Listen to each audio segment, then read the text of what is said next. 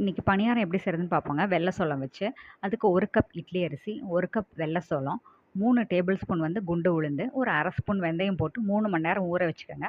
அரைச்சிட்டு ஒரு 5 மணி நேரம் 6 மணி நேரம் புளிக்கணும். ஒரு பேன் வச்சுக்கோங்க. அதில் எண்ணெய் விட்டுட்டு கடுகு, உளுத்தம்பருப்பு, கடலைப்பருப்பு போட்டு நல்லா தாளிச்சிட்டு, அதோட வரமிளகாவோ பச்சை மிளகாவோ நீங்கள் சேர்த்துக்கலாம். நான் சேர்க்கல.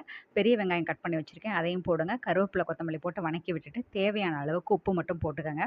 மாவில் ஏற்கனவே போட்டாச்சு. இதில் போட்டுட்டு அதோட பெருங்காயத்தூள் கொஞ்சம் போட்டு வணக்கி விட்டுருங்க. அப்புறம் மாவில் போட்டு நல்லா கலந்து விடுங்க. அங்கேயே ரெடியாக பணியாரக்கல் சூடு பண்ணிவிட்டு அதில் எண்ணெய் விட்டுட்டு பணியாரத்தை ஊற்றுங்க. கொஞ்சம் கொஞ்சமாக ஊற்றிட்டு கொஞ்சம் ஒரு பக்கம் வெந்த உடனே திருப்பி விடுங்க. அடுத்த பக்கமும் ரோஸ்ட் ஆனவுடனே எடுங்க. ஒரு சூப்பரான பணியாரம் நமக்கு ரெடி ஆயிரும். மேலே ரோஸ்ட்டாகவும் உள்ள மெதுவாகவும் இருக்கும். நீங்களும் ட்ரை பண்ணி பாருங்கள். இதில் ஒன்றும் பெரிய ப்ரிப்ரேஷனே இல்லை, ரொம்ப ஈஸியான ப்ரிப்ரேஷன் தான். இப்போ பசங்க வீட்டில் இருப்பாங்க, அவங்களுக்கு இந்த மாதிரி டேஸ்டியாக செஞ்சு கொடுங்க. நீங்களும் சாப்பிட்டு பார்த்து உங்களோட கமெண்ட்ஸை சொல்லுங்கள். தேங்க்யூ.